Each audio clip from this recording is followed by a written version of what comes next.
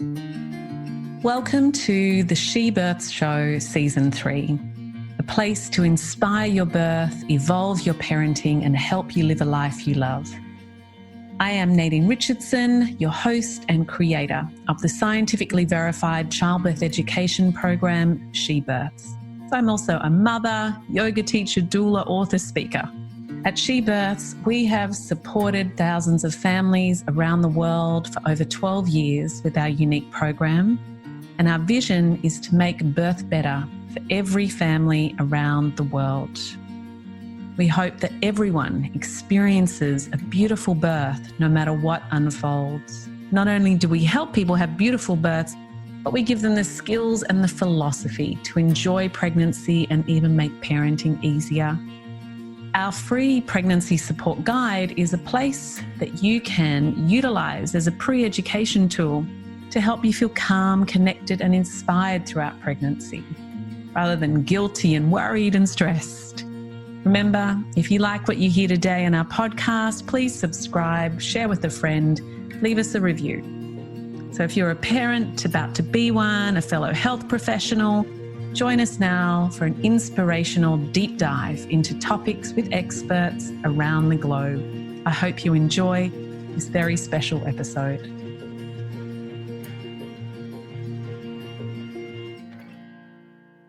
Welcome to Season 3, Episode 2, Common Sense and Compassionate Parenting with Maggie Dent.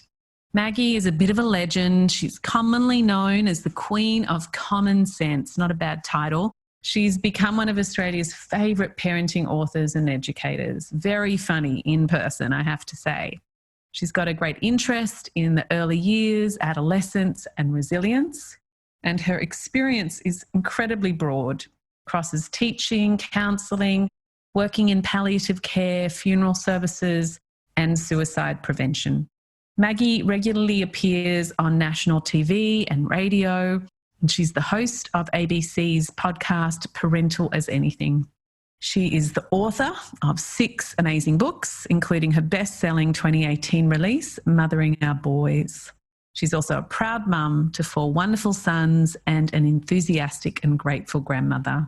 In our conversation today, we talk about Maggie's personal story and how she ended up becoming such a prolific author and why she does what she does. We talk about her favourite book, what she recommends for pregnant families. We talk about her cute little analogies that are so helpful in parenting, the lamb versus rooster, the kindness warrior, how parenting has changed in the last generation and 2. And of course, how we bring mindfulness into the home and why it's so important. And this was recorded during the pandemic, so we also talk a little bit more about how we can cope better during COVID. We hope you enjoy our conversation. All right, let's jump in. Well, this is birth, right? So birth and parenting, it's messy, and we like to talk about all things, no holds barred, right? I would love to know, you've become this common sense expert. You've written 11 books. You're on TV. You're so busy. There's no slowing down for you. But how on earth did you end up here? How did this whole journey begin for you? It's so funny because it's an accidental journey. It certainly wasn't on my list. Those who don't know, I was raised on a farm in the wheat belt in Western Australia and went to uni and thought I'd do journalism, because I was quite good at English and writing and stuff. But I had a moment where I failed my first essay in my entire life in my first semester. And I'd had a troubled experience with my mum. And I remember her telling me it'd never amount to anything. And I thought, she's right. I'm not even clever enough now to do what I thought I could do. And, when you're 17 and a half, you can think like this. I walked back to our residential college and I tried to end my life with a bottle of pills because I thought there's just no point in living. I didn't succeed, obviously, but when I vomited them all up and I was on the floor, I thought at that point, sobbing and things, gosh, look how easy it is to make that decision when you're young. And I just immediately thought, I need to get back in the classroom. I need to work with teens who think like this and feel like this, and I want to help them. I want to be a light in their life. So I turned to high school teaching. So I did that off and on, for about 15 years in amongst my intensive breeding program. But I was also drawn to death and dying. So I did some palliative care volunteering while I had my boys. I had this beautiful nanny figure who used to come and look after my boys for a couple of hours here and there, which is my sanity bit. And so I did that first. And then I'd always wanted to be a newsreader on the ABC, and a gig came up. So I ended up doing some producing and announcing on ABC Radio. And then when I went back in the classroom after I had the boys, I was a stay-at-home mum for about 7.5, 8 years. I really realised that I couldn't help those troubled teens and kids as much while I was teaching. So I did a postgrad diploma in counselling and therapy and stepped out of the classroom and did full-time counselling for about 6.5, 7 years while being an authorised celebrant, doing weddings and funerals and baby namings. And then I kind of had a burnout, which of course many of us women do, doing too much. And I thought I would just change a handout that I used in my professional learning stuff for teachers around calmness and turn it into a book. So my first book was birthed in 2003, and kind of then parents kept saying, oh, look, can you talk to me about that? And then I kind of got nudged, and I don't know how it really happened actually. And now, yeah, it's weird. It's weird. But I really, I have to tell you not to call me an expert, because I think anyone who's been to my seminars will put my hand up and say, gee whiz, I did so many bugger up moments. And a part of, I think, you know, that reason that I have got that following is because I do own it and I'm very real about it. Because it's absolute BS if you think any parent's got it right all the time. And I think that gives other people permission to stop beating themselves up. I'm also really practical, Nadine. I love stuff that I can't stand too much theory. I don't care how much research goes into some of the stuff. There's no way that would work in a house of only boys, or that's not going to work with teenagers. I just know. So I guess I'm looking for what parents can sometimes try. Because what we want is, you know, we want to be doing a good enough job. Yeah. And I can tell you now, good enough parents can raise kids that are pretty awesome. They won't be perfect, just the same as we aren't. But I think that pressure on parents to do everything right and to be perfect is just, and of course for women, we're always reviewing everything we do every day, aren't we? That's why we can't fall asleep. Like if we're lucky enough to have a good man in our life, he just goes sound asleep. We go to bed and we go, oh my gosh, I could have done that better and I haven't done that, and what can I do? And will they get into university? In other words, our brain doesn't stop, right? And often we're way too hard on ourselves. Yeah. So I guess that's the other thing I want to really chat about is just be in this moment and work on a kind of 80-20 that, you know, 80% of the time be as good as you can, and 20% you're gonna lose it, you're gonna muck it up. You're going to definitely have bugger up moments, and you're going to have moments where you can't believe you just did or said what you just did or said. And you might lock yourself in the toilet and wonder why on earth I had children in the first place. But as long as it's only 20% and you get back up the next day and have another go at it, you're doing fine. Absolutely. I love it. And I think, I take the same sort of approach with birthing. It's like, you know, there is no expert for your birth. There's no expert for your kids. You're as good as it's going to get, you know, and weave your own kind of path in life, your own kind of tapestry, and very practical, very grounded as well, approach as well. I love all of that. I think it's so helpful. I can remember my very first pregnancy was hilarious, really, because my older sister kind of was like my mother figure in my life, and she had had a baby before me. And so I kind of was, and she was 2 weeks late. She had two. The second one was just ahead of me because they're the same age cousins. And I thought, great, so in our family we must be late. That'll be lovely. So I'm not getting too excited, too planned. And of course, the mucus plug comes out, 2.5 weeks too early, and they're going, yeah, no, you're right. And I'm going, no, I don't have any contractions. We're fine. And about 2 or 3 days after that, I kept getting these really incredible backaches. Anyway, no contractions. And of course, they send me in to get checked out. And of course, I have a posterior, haven't I? So I'm not getting front contractions at all. I'm having very regular backaches. And I am in early labour, like, duh. Yeah. I didn't read that chapter in the book. And so in the end, I had to ring one of my girlfriends and say, oh, my gosh, Di, I'm in hospital. I haven't bought nappies, because in those days we had to buy the cloth ones. I bought the nappies. I bought the singlets. I was going to do that in that last week. And she just burst into hysterics. And that was where I suddenly learned exactly what you just said. You know, be prepared for anything. Yeah. Because it can go in any direction. And even after a couple, it still does its own thing. Yeah, and even after a couple, like you say, you're still learning. And Totally. I believe, you know, you get the birth that you're meant to get for your evolution. Yeah. And it's, you know, it's a unified effort. It's mum and partner and baby and all of our kind of parts coinciding in that moment. You know, there's a lot for us all to learn. I was really glad I'd been a basketballer, Nadine, because my first birth can sometimes take age. And it was a fairly long way. But what happened was his head got caught on my cervix. Yeah. So I had to do an awful lot of panting. I can't remember how long it was, at the end of 27 or 28 hours.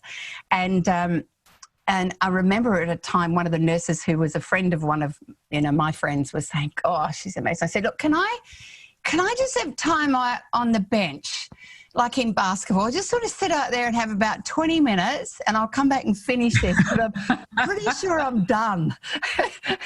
It was just all I needed. So in my head, I kept doing that. Anyway, and one of the things that I wanted to say was after that particular one, I got the absolute shakes, massive tremors. And I remember shaking so much and my teeth were chattering like mad. And I'm saying to my midwife, what the fuck is going on? Sorry about that. But literally, what's this? Because I haven't done this before. She said, oh, no, sometimes your blood sugars get a bit high. And anyway, so they were sort of holding onto my legs a bit. Anyway, many years later, and I think it was about 8 or 9 years later, I did a trauma release experience, which was with a guy who created it, responding to people in trauma situations, like with his bombings and things. And what he found was when something goes really traumatic, the body grabs in to survive. We lock down, we shut our sphincter and our everything, and we lock in. Yeah.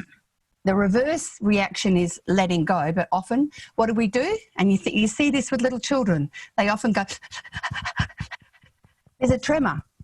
And he said, so what happens is the body needs to tremor out that amount of trauma stress. So in actual fact, years later, I find out that's exactly what was going on there. And apparently, I've spoken to a lady who does birthing in Botswana, and she said in African cultures, they don't let you even sit up till you've done your tremor.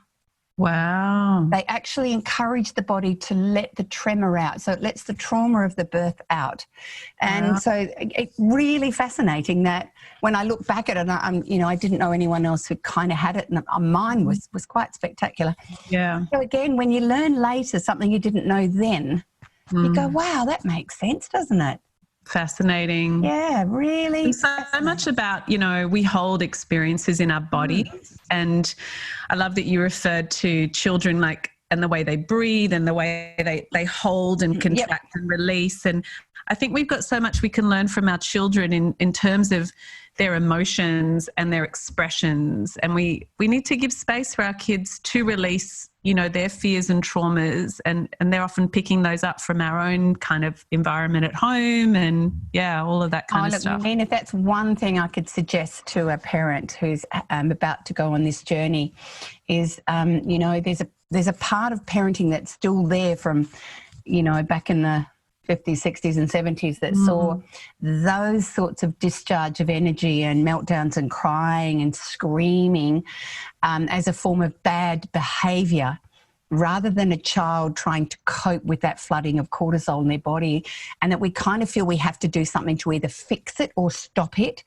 where in actual fact our job is to allow it while we hold a space for them, so that as it gets discharged, they've got that comfort right beside them, and then we can make sense of it a little bit later. That was pretty big for you, and I got really frustrated at your sister instead. So that's how the biggest shift I see that's happened, thankfully, due to the science of, child psychology and neuroscience. We now know that the allowing is actually way more important than us stepping in to try and stop it. And yet, how often, because it may have happened in our autobiographical memory of our childhood, it was, stop it now and what's wrong with you and go there and, whatever. And I can still, because I was quite a volatile little girl. I was a fifth of six, so hardly ever heard unless I was loud. And I was a foot stomper. They still laugh about it, really. I would stomp my foot when I was angry, really, really, really, really hard. Stomp, stomp, stomp. And I can't look back at it and think, what a great technique I had as a little toddler. Because foot stomping is a really good way to discharge energy into the earth. Like, man, I was already onto it, wasn't I? Yeah. It was a lot of loud yelling and screaming as well. But I think that's, and if I want to go just in one direction, when I was doing quite a few of the tours around both, WA, central New South Wales, western New South Wales and parts of Queensland, I started to notice questions or something that a parent would come up after the seminar. And I started noticing things like, I wish I'd known that's how a child's brain grows. Or I didn't know that boys and girls could be different in the way that they interpret the world or express things. I didn't know that temperament can be a difference. How come I don't know this stuff? So what I began to find was that the way that new parents get their information now isn't coming from what I call a wise kind of person in their circle of sphere, which I called a Wilma. Just everyone needs a Wilma or a Wilma. Wilma. Because I wanted an old world name. And now remember, sometimes you're old, but you're not really wise. Yes. And you're not the person to listen to. Sometimes Wilmas can be 30-year-old early childhood educators who are fantastic naturally with children because they've been around them forever or whatever. So that was where the idea from 9 Things came from. I wanted a back to basics guide to give parents information about 9 things that are important for you to keep in your mind as you navigate this journey with your child, who is the only child like that ever going to be born. There's no book written about your child, and your job is to work out who this child is, not the one you hope for, but the one you got, and how you can facilitate that child's growth and development into being the best expression of them. Yeah. Yeah. And then, so that's kind of lovely. And in that kind of 9 things, I also invited some people to let me know their best, what I wish I'd known. And mine was, I just wish I'd known that babies around 6 weeks of age can cry a lot and be perfectly healthy. I wish somebody had told me that one. Yeah, right. And then I wouldn't have stressed so much that I was the worst mother on the planet and it must be something I'm doing wrong. Yeah. Whereas we know developmentally it's a really significant shift into their next stage of development. So we got some beautiful messages from mums in that one, because one mum had also said, I wish I'd realised that when I have a newborn, in the first 6 or 8 weeks, it's okay to stay in your nighty. Totally. And if someone wants to come and see your baby, you don't have to get up and blow dry your hair and put makeup on. That's just rubbish. And you don't have to say yes. And that's... No, you can say no. Put the sign up on the door. Do not knock, because we're having a sleep. Yeah, I actually think that the parents now going through this COVID time and this 4th trimester are actually going to have some really special, sacred... strengthening, bonding, healthy attachment periods for that child and for the mum's immunity and strength, because she'll be forced to rest. And also, I'm going to give you another gift here, because that's why I'm a little bit teary still, because our latest little grandson was born, it's now 8 weeks ago, and I caught him at 3 weeks. Oh. So I can't smell him, I can't see him, and even though he gets put up on the screen, I can't squidge him and that got me again. But what's really interesting is that, isolation, which meant that my son he's a lawyer that works in Sydney, he's home. So my daughter-in-law has always got someone else in the house.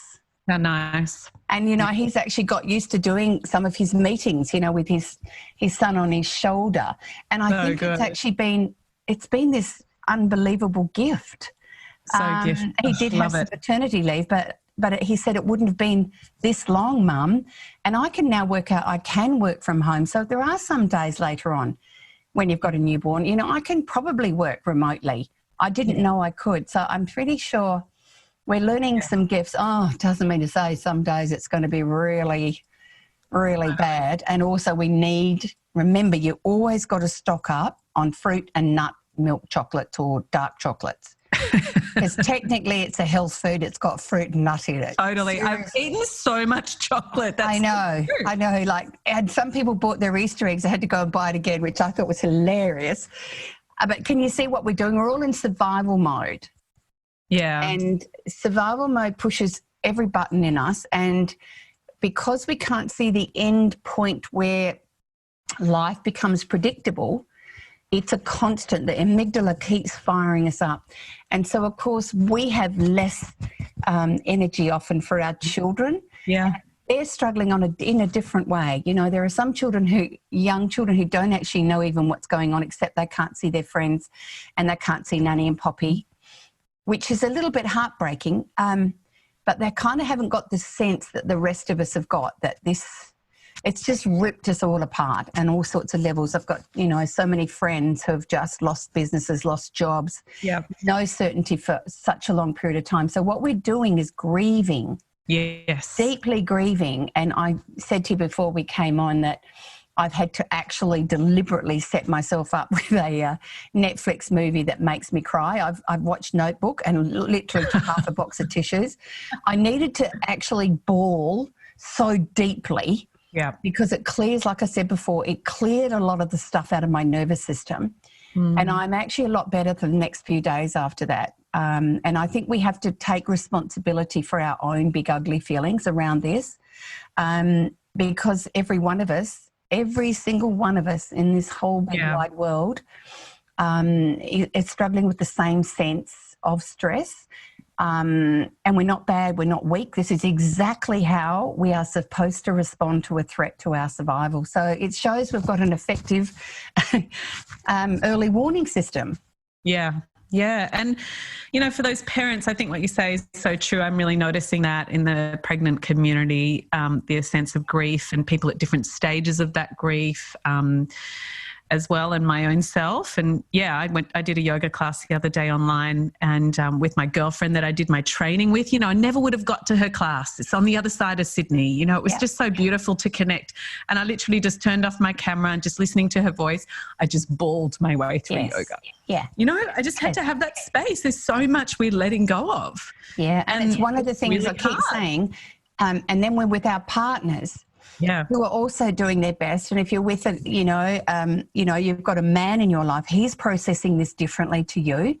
He does not necessarily want to talk or cry, but a part of him desperately would love to be able to cry and talk. So how's he dealing with it? Well, he'll often, once again, withdraw a bit more. He's hurting and frightened just as much as us. And every now and then I think it puts all of us into what we call our compulsed state, our most annoying state. You know, you look at it, it's just the most annoying state. So thankfully a lot of guys tend to spend a lot of time in the toilet. So I just think what is that? What is that? No, well, there's a couple of reasons. The first one is they're way more sensitive than us when it becomes to doing a poo particularly. That's why little boys don't poo at school. Totally. Men have much more sensitive stomachs, and it's honest to goodness. So all us women, we just, if it's a thing to do, we just on the list, go and do it, done, finish, whatever. Yeah. Quite often it takes them a while to get to that state. So before they had a phone, they would be reading. Always was their reading material, because they get to a relaxed state before they can actually do it. Leroy started doing that. Just a little intercept. And when we all had iPads, which no one really does now except grandma, and we used to call it the iPoo. Leroy would just go in there for hours. Yeah. You know? Yeah. And then there's also another reason, and that is that boys and men actually need these quiet spaces for their brain to be able to process whatever's going on. So neurologically, they need more spaces of absolute quietness, and sometimes that's the only place they get it. Interestingly, females, particularly girls and women, we can restore our neurological basis while we're talking.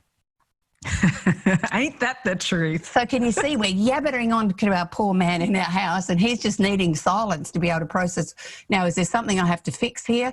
Is there a saber-toothed tiger I've got to kill? Is there a project I have to do? What have I done wrong? When we're just doing a bit of venting. So it's a really good time for us to understand. And if you've got little girls, sometimes they'll start doing some venting through some of their meltdowns and their irrational frustrations.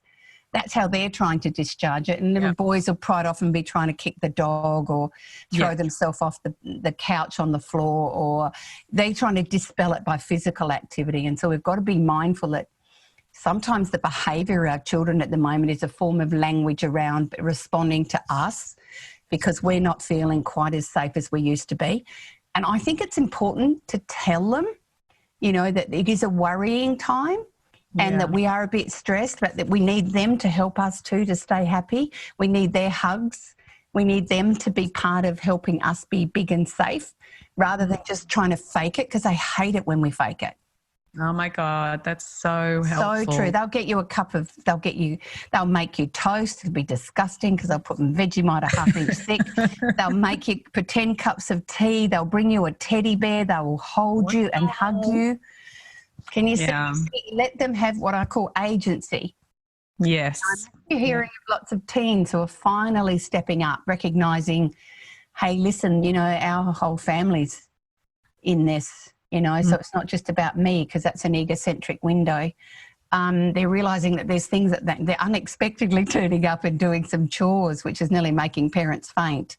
Yeah, well, not at my house yet. Not at your house? No, at your house. I think we're still in like HSC redemption mode or something. Yeah. And it's like pissed off with not going on gap year travels. And, totally. you know, there's a bit of rebellion finally happening. I think all that hunkering down for 2 years of focus, although Leroy pretty much shagged his way through as well. You know, he's having a good time. Yeah.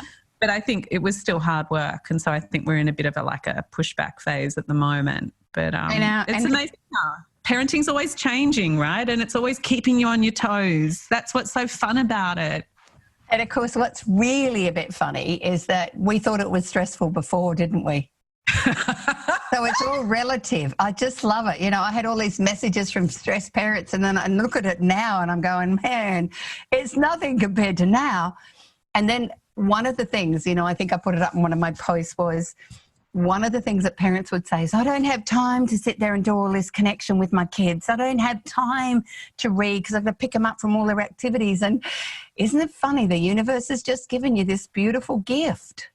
Yeah. And it's taken a few weeks to kind of recognise that there's only so much you can do. So any of you out there with primary school age children, you know, and you've got your kids have got their, you know, schoolwork to do. Remember, a good hour to 2 hours is tops in a whole day at school. And if they can't do that, because remember, stress brains do not learn well. Just focus on reading and do basic maths with sorts of simple board games or counting M&Ms or Smarties. Let's make it fun. Yeah. What I'm concerned is that parents are now beating themselves up and worried that their children are going to fall behind. But I'm going to say all children are having a little lullaby in this section. Yeah. The only tricky bit is our senior secondary, of course, who this is still, we're heading to that space again. This is their year 11, the year 12 there. We know the ATAR is probably not going to happen, but what is going to probably get you to university if you're that sort of student is how well you do your major assessments. Yeah. So the pressure, which actually technically makes it a bit easier because you don't have that threat of an exam, which often puts that additional threat. So they've got to just work really hard on their assessments and then have a bit of a break, because the mini assessments won't be the thing that counts it. And I think, you know, you may actually get even more effective learning.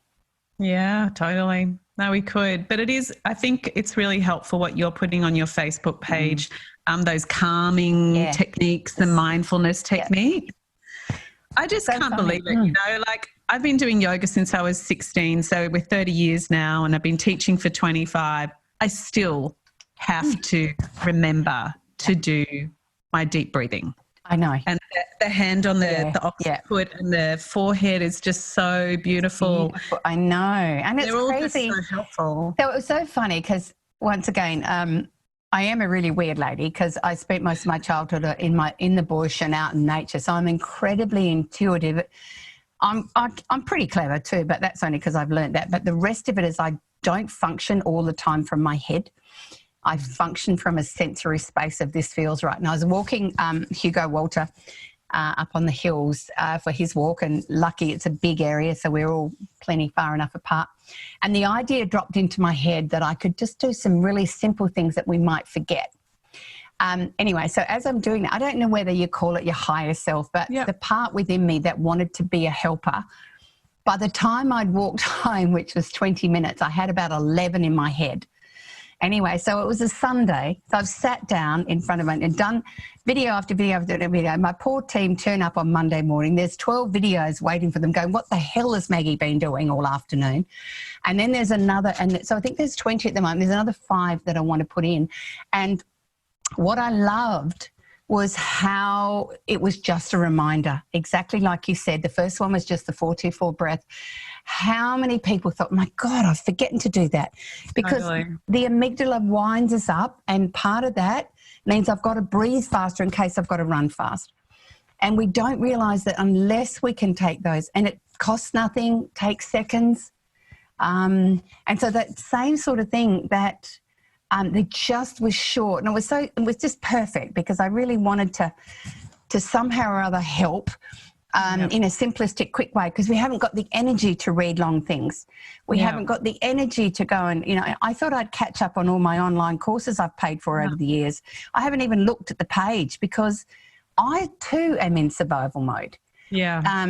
And even though I've got a couple of webinars that I've penciled in, there's a part of me that just wants to be in this kind of reality, which is one I've never been in before, and I'm quite old, but also want to be the one that holds the grounded space that just keeps reassuring people, you really are doing okay, and we really do have this, and there's no perfect, and it's okay. And just remember that, the number one thing is that we just want to make sure we avoid spreading this goddamn awful virus that has a potential still to kill and be spread easily. So I think our kids are also learning some great lessons in life, Nadine, around this, because, I've written a whole book on resilience, and it was something I noticed in my counselling, that kids were less resilient, and like becoming less resilient over time. Over time, a gradual, and I guess it was also in alignment with parenting becoming more gentle, which we need to become more gentle. But in more gentle, some people thought that was we do more for our children, but you can gently empower your children to step up. And that's where I had that 10 building blocks, that there's 10 ways you can strengthen your children's capacity to manage. But also, this generation of parents, and that's including myself, have not been through world wars or major depressions. So I was raised by those sorts. My grandfather was on the farm. He was at the Western Front, and I walked in his footsteps. I've read his diary of the horrific time he experienced, and all of that uncertainty for families then. And it went on for 4 years. Right, we've had 5 or 6 weeks of discomfort, and it's almost like a first world problem compared to that. And so I think it's a wake up that maybe we were a little off centre with the way that we were living our lives. I've banged on forever, and that was my first book, saying I think we need to slow childhood back down again. I think we need to slow life down back down a little, because I think it's too much too soon. Doesn't allow us to grow our whole person. Yeah. And I'm seeing that now. There's those examples, like I said before, of people reaching out and checking on their neighbours and being more aware of neighbourhoods. I think afterwards we're going to have a different sense of belonging in our neighbourhoods, which is human connectedness again. Yeah. I think we've learned also that in the darkest of everything, the human spirit will shine through. And I try to put those things on my page. When all those people come out and join a song on a Zoom, that just makes my heart God. When they were singing in Italy, when they're in such crisis, the arts, again, that we need to value the arts in our world. We keep trying to push it out of our schools to fit more, technology in. And I keep going, you've got to keep the arts. And I think it helps to lift our spirit, don't you Totally. think? And the gestures of kindness and the gestures of goodwill, just like after our bushfires, sometimes in adversity, that's when we step forward. Yeah. With the humanity we've all got. We might forget it and get misled by a consumer world that suggests we should have more stuff, or value people, who, pretend to be other people and make millions of dollars. Or, do you know what I mean? Like, I just felt we're a little bit off centre in terms of where the core values of humanity are. And I think this is a global kind of wake up. Not that we ever would want anything like this ever to happen, but I do. I'm enormously optimistic that our children are going to grow from this. They're going to realise that was really awful. Do you remember? They've got stories to tell their grandchildren when there was nobody on the streets of Sydney, nobody on the streets of Paris. It was really scary and thousands of people died. Yeah. But you know what? We bunkered down. We stayed in isolation to stay safe. And gradually we're going to come back from this and they will be stronger. Yeah, totally. I heard a study, and I talk about it in She Births, about children that are raised with access to grandparents tend to have a higher self-esteem and greater resilience. And I heard it on Radio National because I'm obsessed with Radio National, and they didn't sort of go into the analysis of why, but I've always felt and believed and shared that I think it does come down to those stories that you hear from grandparents about the Western Front, about surviving breast cancer. Because, of course, in those first 7 years, children just have mirror neurons. Their ego development is coming from that is me, that is you, but it's all oneself, right? It's got to come from that. Yeah. But now they've got an embodied experience, and we all have this shared experience. So I think we do all grow through adversity as well. I think also it is impacting everyone regardless of where you live. Right? Regardless of whether you are in the high socioeconomic or low, everyone is impacted with the same threat. And what we do know is that so you can't develop emotional buoyancy without experiencing the opposite. And that's why, I've been a really crabby person saying we really need to let children fail more often as children. How do you do that? I have to ask you, how do we do that? Oh, it's easy. You just got to go back to playing an awful lot more games with them instead of letting them play games with a device which doesn't express its dismay when it loses. But also simple things like we used to have games in our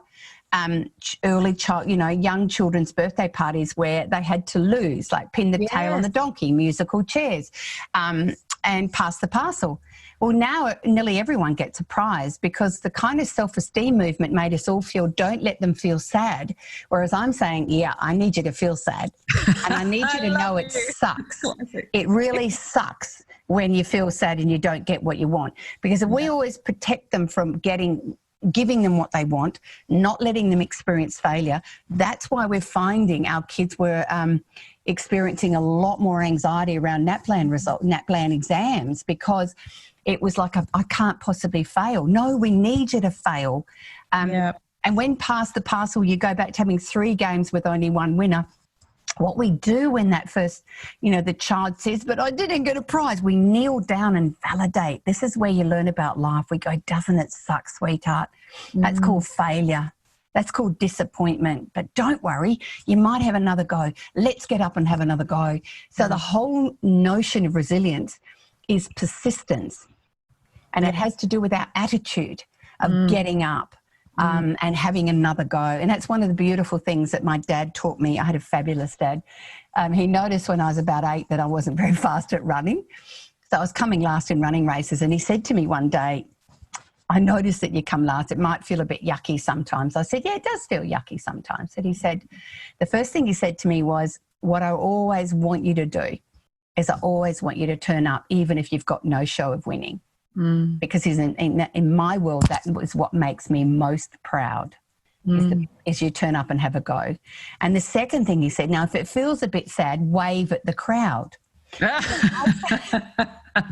He gave me a great strategy. So as I ran down the back front, I'd be waving and quite often fell over because I was so enthusiastically waving.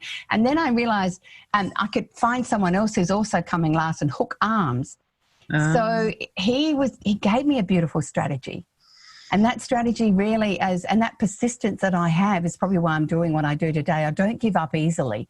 And I'll turn up even if there's no chance of me having what I call a win. And I think parents, we need to sit with our children any time from sort of 7 to 10, sow this seed that says, do you know what? You're born into this wonderful world with some unique strengths and some unique gifts. Now, for some kids, that means being really smart at maths and English at school. For some, they're just naturally gifted sporting-wise. For some, they're musically gifted. For others, it might be that they're unbelievably good at communicating, or they're good at caring for the environment. But inside you is already a gift. So sometimes it doesn't shine. So if you've got a child who struggles at school, our job is to find what other strength they have and absolutely focus on building that rather than fixing the bit that's not always strong. So again, say, I know you're not very good at sight words, but I still want you to practice and go and have a go. You know, if you want to get better at something, we just keep practicing. It's not a sign that you're dumb or useless or not good enough. It's that in life you're going to have opportunities where it's what you put into it is what you get out of it. So again, we're talking about the attitudes that we pop into our children from when they're even quite little. And if you've got a habit of doing that, they'll start giving them back to you. I still remember at one point, one of my sort of sayings around home was every now and then you've got to put your big pants on and just go do it. And I have to laugh because at that point the boys weren't that old, and I didn't have very big pants then, but I do chuckle every now and then because I've heard one of my sons say it to one of his little toddlers. You just got to put your big pants on and go and do it and have a go. And I thought, so can you see what we're constantly dropping little messages into our kids that life is unexpected. Yeah. There are times that bad things happen to good people and that we gather together as family and as friends to do that. And you're lucky enough to have grandparents who can be your backup. You know, that when mum and dad are too tired, you can lean on them. That's great. I ended up adopting a grandmother figure in our family. I facilitated her husband's death in the hospice. And so we had a very special bond because I was at his other birthing. And hubby and I needed to go for a school meeting, and my normal babysitter was unavailable. So she said she'd look after them. So she's turned up, and it was, our takeaway night was 1 chicken and 1 bucket of chips, and you shared it between 4 boys. Mm-hmm. She turned up with 2 buckets of chips, 2 chickens and some ice creams. Oh my God. Halfway through that delicious meal while they were fanging out, the 8-year-old said to her, "Hey, Pat, would you like to be our other grandma?" Because we've kind of got dodgy grandmas. One was, they're a long way away, and mine was a bit grumpy. So, and she just has been their other grandmother ever since. So I want to encourage you, is there somewhere around you an older, wiser, what I call a Wilma, who's a person that whenever she's around, you never feel worse. So you can have your worst day and she just makes a cup of tea for you and gets you a Tim Tam and says, don't worry. That's what we all need. Yeah. I think that, you know, our lives get so busy and we've got so much pressure on mummies to get back to work. Yeah. You know, and it's great if we've got the co-parent who's picking up some of the slack, but we tend to know, don't we, that we may go back and work and then we've still got an awful lot to do when we get home, that our to-do list and the mental load on women, my goodness, how can you be present, attuning to a child or a toddler when you are exhausted?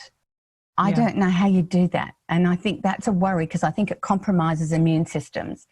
I know that that once again, we do have to have the right and responsibility to take care of ourselves, which says every now and then I need a break. Every now and then I need an early night.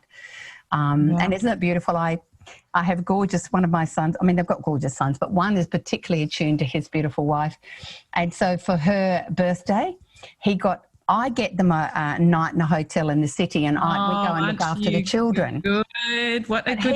He went one better. He got her a night in the city so she could sleep. Yeah, that's a good one. How good's that? Late checkout, no kids. Yeah. What a clean winner. sheet. Yeah, and you have as long as you want in the bath. Yep. So in other words, we get restored. And when we're restored, we come back like fierce mama lionesses ready to go. But some days you can't be fierce and because you just got nothing left in your tank. Totally. And I burned out a couple of times in my life. I had 3 life-threatening illnesses in my early years. It was partly because I was doing too much, trying to be Wonder Woman. The boy's father was a vet, so he often would leave at 7 and get home at 7, and I had 4 boys. And I didn't do that. I didn't look after me.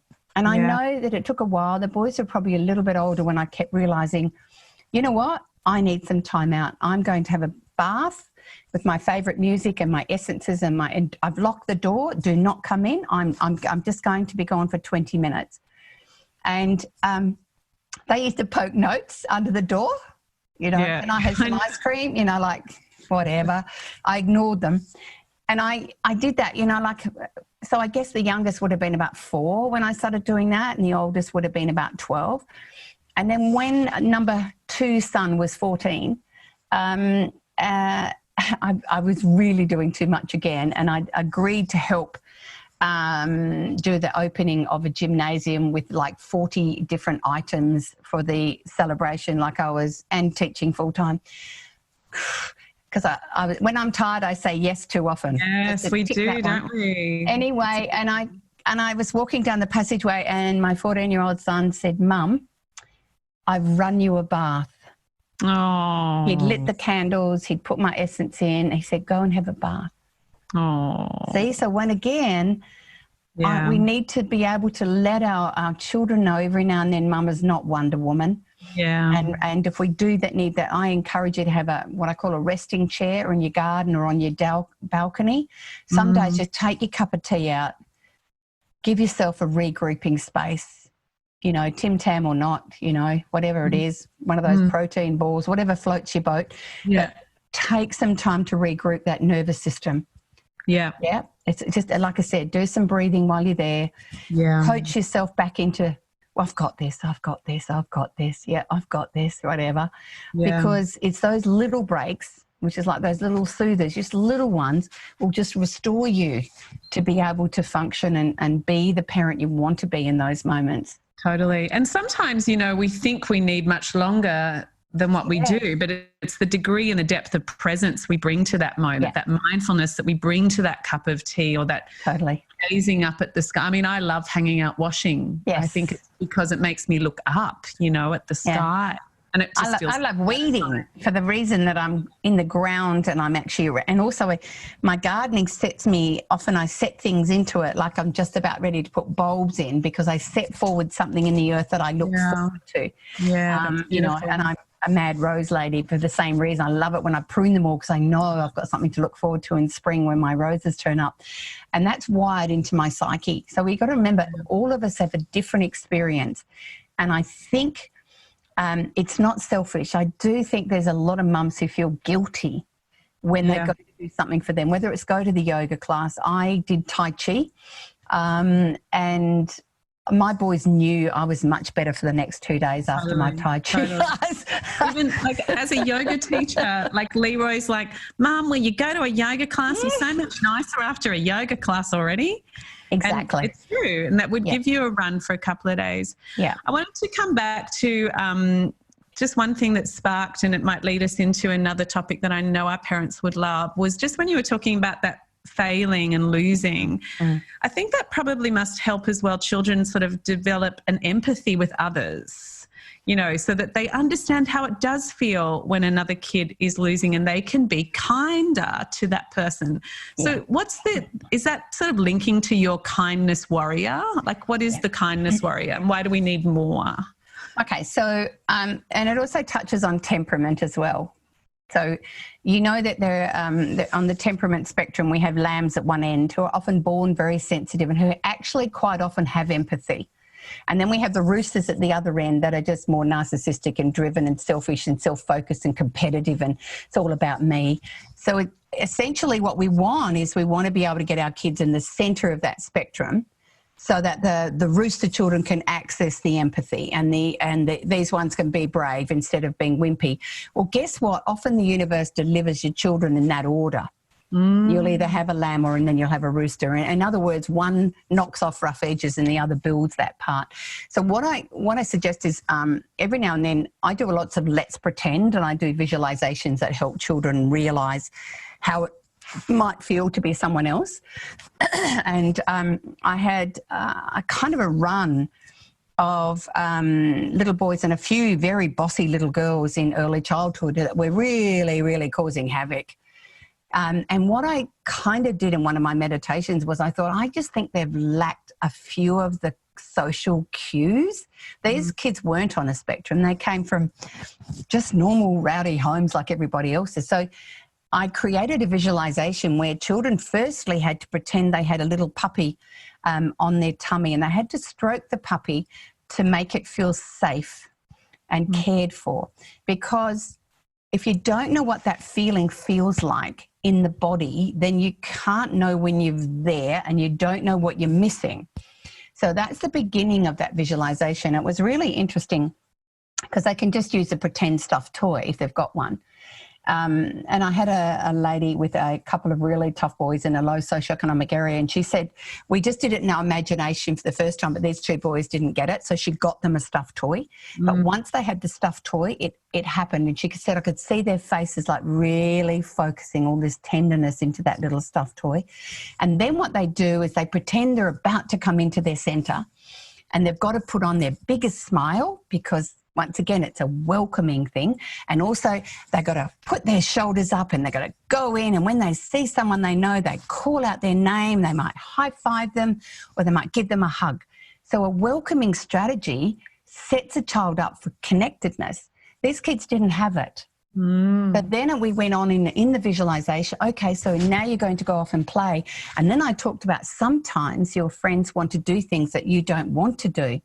And sometimes a good friend lets them do that because knowing that it will be your turn soon. So in other words, that discomfort that we get sometimes because I can't get my own way, when you do it on an interior level, you're setting up a new video for them to see it differently. And then I talked about being too bossy. And I said I was very bossy, and I don't want, and it's really interesting how that really resonates with a lot of girls. And then I went on to say sometimes your friend might turn up and they might be sad or they might be angry. Well, you can help them to make them happy again by asking if they want to come out and have a play, or you might want to tell them a joke. And then at the end of the visualization, we ask them then to go and farewell them, because sometimes a little boy will run up to farewell his best mate and punch him in the head because he kind of didn't mean to, but he just missed the arm and he got the head. So it's interesting because what's happened is that visualization when used 2 or 3 times with children who don't have those skills, before you know it, unbelievable shifts start happening because their unconscious starts doing those things without being told or reminded. Wow. We've had some kids in the foster care system who found it really difficult to create friendships, who've had amazing shifts in that, but also the unhappy kid, that one that nobody wants to play with me. Well, that becomes a self-fulfilling prophecy.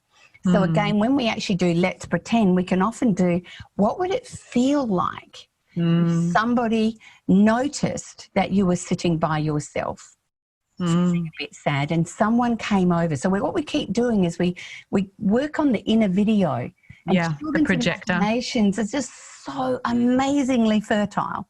Yes. So, you know, again, we can't just have a conversation and say, look, I want you to be kind. You're a bit too mean. What does that mean to a 4-year-old? In an egocentric window of development where they think, you know, that's just not one of the things that they've got the wiring to understand. But often we can use it with puppets and things, can't we? Yes. And that's the other thing, using their toys. Yeah. And it's one of the things I've suggested to parents who've got, you know, 3 and 4-year-olds and even 5-year-olds who are missing their friends in long daycare, is to take one of their toys and put a name around it as one of their friends and take it with them as they play at home. Well, that will feel real to them. Yeah, right? That's beautiful. That sense of imaginary connection, because that imagination, it's the way I transformed most little children's big problems. Wow. An inner journey, not an external journey. Totally makes so much sense, because they've got so many more neurons firing in their little brain, and we forget how neuroplastic they are. And of course, the movie projector of the mind and the body connection, it's just so simple and so wise, Maggie, just like you to a T, dolls. I just loved it because I did it to one little girl once in my clinic, and oh my God, her parents rang me up 2 days later, said, we've got a different child. We've got this happy child who's got friends. Oh my God, it was like a miracle. And I thought, wow, that was just a kind of intuitive choice at that time. And what's beautiful is I have early childhood educators everywhere who kind of use that quite early in the year. And anytime there's a bit of bickering going on, they put it on for a couple more times and it resets kids back into that lovely space. The same as calming the angry ant, which is a breath one, which is so beautiful, getting children to breathe out their anger. And when it's all gone, they breathe in their favourite calm colour and then they become a calm animal. Oh, I love that. And it's so simple because every now and then we've got teachers saying, okay, I want you to run outside and come back as your calm animal. They go out, scream, they come in. Oh my God. I wish we had you as a teacher. Yeah. But I think those are such great, amazing tools, resources and skills to bring in that are fun and simple and easy. So like for the pregnant couple, like of your books, what would be the number one book to read if you're pregnant or with a, 1 to 2? Like, is there sort of a way to go through and choose your books? I think 9 Things is definitely the first book you should read if you've got children under 3. And you're preparing. And actual fact, it's interesting that when someone gets that book, quite often it's given at baby showers. And then about 6 months in, when they actually have a bit of a chance to do a bit more of a reading, they cry because in nearly every chapter I say, no, you're not a lousy parent if you're finding it difficult to have your baby sleeping like everyone says they have. No, you're not a lousy parent if this is happening. No, and of course it makes them cry so they all feel a lot better. So that's my first one. If you do have a little boy, particularly for mums who didn't have brothers, I definitely would suggest Mothering Our Boys so that you can get to realise that they are way more sensitive than we ever believe and that your capacity to create, a deep amount of love with a boy who's like a turbojet, that would be a good one. And then probably, I'd probably think... probably silent. There's the calming book, Saving Our Children from Our Chaotic World. That one really is a reassurance why we don't have to go fast.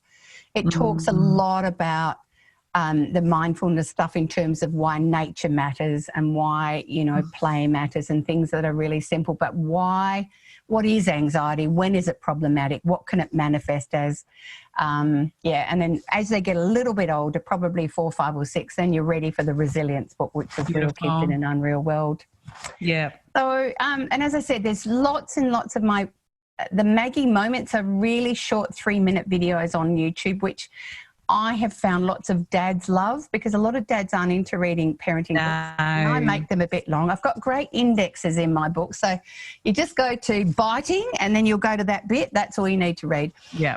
And then, of course, the Maggie Soothers that I've been doing, they were all up on YouTube free. And then, of course, the Parental is Anything podcast with the ABC. There are half-hour ones which are great for mums and dads to listen to together, Nadine, because we do a nice blend of serious and light. And I hope I give everyone a bit of a Maggie hug at the end saying it's okay. Yeah, got this. Absolutely, you do. You leave us with that faith. I think you're just kind of digging into all of our psyches and our wisdom and helping us see those inner resources and strengths and tools that we all have that are natural and innate. You're just giving us that permission. And the world has changed, thank God, since, the Mad Men era, and we've been through swings and roundabouts with parenting, but there's a real opportunity now to come to a really balanced place with parenting. Yeah. And I think also you're really recognizing that the shifting paradigm of our dads as they step into being the loving dads that they wanted when they were little boys, and how that's also allowing us as women to allow them to come into that space which we thought was our territory. So team parenting is a whole new dynamic, which, that might be one of my last books before I retire forever. Just helping us understand we have slightly different ways of seeing things and doing things. And I keep reassuring dads that, there is 2 ways to change a nappy and they're both valid. Yeah. And we don't discourage the dad who manages to put the onesie over the leggings because it still looks cute. It's totally great. That's so cute. I love that.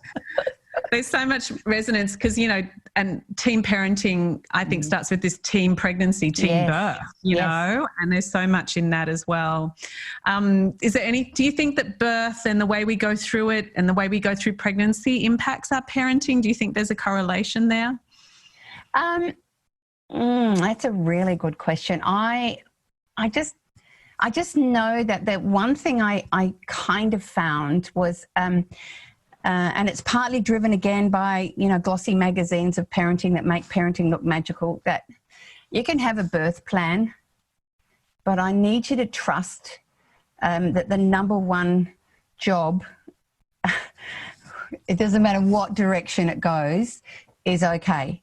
Yeah. So if you're planning a vaginal birth and it doesn't end up that way, you haven't failed at all. If you're planning an epidural and you don't, and you do when you don't, no, it doesn't matter. At the end of the day, what we want is a healthy baby and a healthy mummy and a sobbing dad at the end going, I can't believe I'm, you know, because the emotional impact on fathers is unbelievable.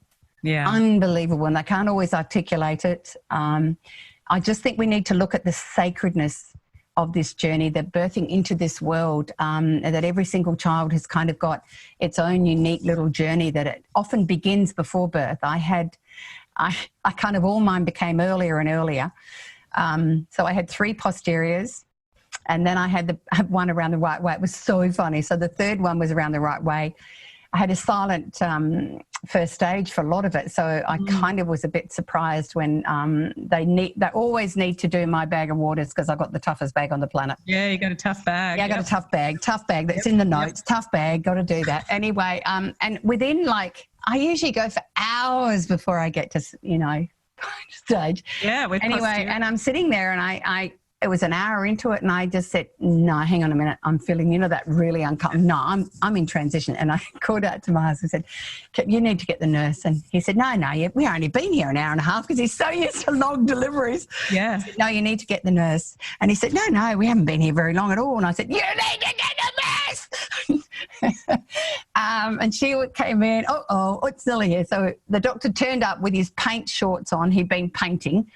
He didn't even have a chance to get changed. So it was, and then I had the delivery that it was kind of like the one that people do have when it's around the right way. It was kind of like big, bouncing, healthy baby. He was 4 weeks early, but really healthy. My dates obviously were wrong. Yelled brilliantly. It was short labour. I bounced back and I went, wow, is that how it's supposed to be? Good. My body's learned how to do it. And then I had the 4th and he was another posterior. Another one. So again, I know. It's that surrendering, but I think there's a part in there that if you know, kind of it's allowing that relationship with whoever is with you, whether you're midwife, and I love it when the same midwife is with you for the whole journey, if that's possible, because you kind of, it is a sacred journey and they get to read the cues that we are unable to be able to read because we're not always in the state for reading. You know, that they got that right mix of knowing how to hold us in their safety and also how to challenge us when we need it, but also how to trust our body. Yeah, know what it's doing. So and I take I reckon it's one of the most sacred jobs on earth, being a midwife. Yeah. I had mine in the same hospital environment, and I had 2 of the midwives were at all my 4 births. Amazing. And over the years, they'd run into me and check on me and say hello in the shops. And it was kind of that, you know, that original community birthing. Community. The village. The village. That's what we would have always had. And I think this COVID time as well, we're getting this renaissance of family, renaissance of community, renaissance of care, maybe a lessening of our ambitions. Yes. But and control. Yeah, and coming back to our bodies and nature and connection with ourselves and our children. That's absolutely right, because we have been having babies forever. But there's kind of like having some of the baby showers when we name them and do all these things. I'm always a little bit nervous, you know, because I have done funerals for ones that have been born sleeping and stillbirths, and it's still not a guarantee. You know, it doesn't matter how fantastic everything is, it's still risky. Yeah. And and so that, like I said, we need to look at the sacredness of it, not just the physicality of it. And that's something I wonder in our world of kind of the me world and the ego-driven world, that we miss that place here that says, hey, Yeah. We're on a journey. I'm bringing some unique miracle into our world. Yeah. And we need to be blessed with whatever that may be. Totally. Absolutely. Well, thank you for being the guiding light for us, a beacon of light, the lighthouse in the storm, in this COVID time, but a total beacon of light reflecting to us who we are and what we can be as parents, be the best parents. And I'd like them all to keep seeing me as their kind of old auntie. Wilma, are we allowed to call you Wilma? You could call me Wilma or Auntie Mag. Either way, I'm right there in spirit and right beside you. So in the middle of the night, apparently people say sometimes, well, what would Maggie do now? Totally. I'm going to do that from today on. What would Maggie do now? Yeah. That's a few dads say that. What would Maggie do now? And they say, have a cup of tea. Totally. Totally. I love it. I'm going to take that on because I don't have a Wilma, but you're going to be my cyber Wilma, and I wish I was in Gerringong, but it's perfect. Thank you. All the very best wishes from my heart to everybody who's listening. Thank you, darling. Thank you for your precious time. Lots of love. Bye. I'm Nadine Richardson, and you've been listening to the She Births Show.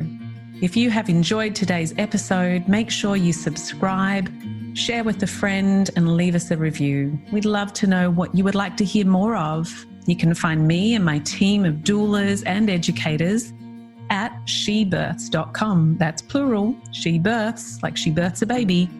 And of course, our awesome community is on Instagram and Facebook. Even in the App Store, you'll be able to download our free pregnancy support guide via the She Births app. That's plural again, and it's 2 words. So you can access as well our online She Births courses that way too.